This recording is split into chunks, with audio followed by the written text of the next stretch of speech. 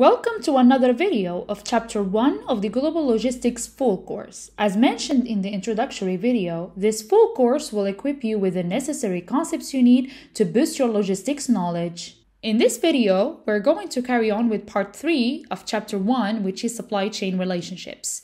In the previous video, we learned about outsourcing, its types, benefits, risks. We mentioned as well outsourcing in the context of logistics, and we stated the main reasons for outsourcing logistics activities. In this video, we will learn about offshoring. We will see the key differences between outsourcing and offshoring as well. So let's get started.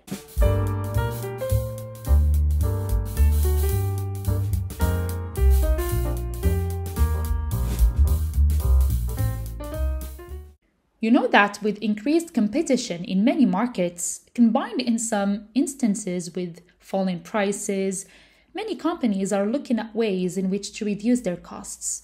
It was noted previously that effective management of logistics can lead to cost savings and value advantages for companies.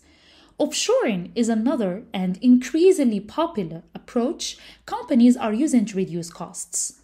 We mentioned offshoring in previous videos, but in this video and in this section, we want to go through more details. Sometimes offshoring and outsourcing are confused. So first, the term offshoring will be defined and then both terms will be differentiated. Offshoring is the transfer of specific processes to lower cost locations in other countries. Offshoring is not the same as outsourcing because outsourcing involves handing process ownership over to a third party, whereas with offshoring, the company may still own and control the process itself in the lower cost location. There are many differences between outsourcing and offshoring. We shall discuss these differences in terms of risks and criticism and benefits. As you can see in this table, offshoring allows companies to achieve lower costs through moving the business to another country. More than that, it allows for a better availability of skilled people and getting work done faster through a global talent pool. However, transferring job to another country can result in many problems that emerge from language differences, poor communication, and geopolitical risks, for example. On the other hand, outsourcing takes advantage of specialized skills, cost efficiencies, and labor flexibility. However, it can be risky to outsource due to misaligned interests of clients and vendors. Also, lack of in-house knowledge of critical business operations can present an issue as well.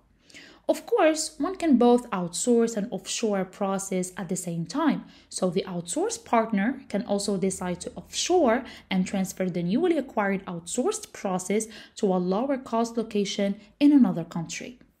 Now, the question is, why offshoring? Here are some of the reasons why companies decide to offshore.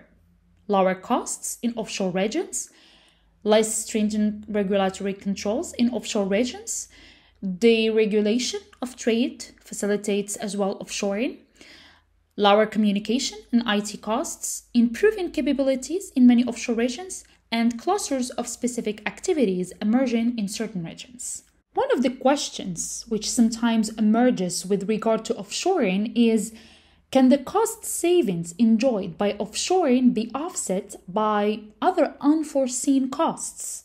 Actually, yes. Some examples of such costs include extra monitoring costs and extra transaction costs. Extra monitoring costs incurred as a result of the allocation of the offshore activities, and the other main set of costs are extra transaction costs as a result of, for example, moving materials over greater distances. Ultimately, the challenge here is to ensure that these extra monitoring and transaction costs are less than the savings enjoyed as a result of offshoring. Due to the possible costs and delays associated with moving products from a distant location, some companies are shifting their offshore operation to countries closer to their home market, a practice called nearshoring. Companies will in some cases give up offshoring and transfer the operations back to the original home market, a process called backshoring. Alright, That was a quick explanation of offshoring and the main differences between outsourcing and offshoring. Hope now that these terms are clearer for you. The next video will be on the evaluation and selection of outsourcees, outsourcer, and outsourcee relationship development. So stay tuned and make sure to subscribe to get notified when the next part is released.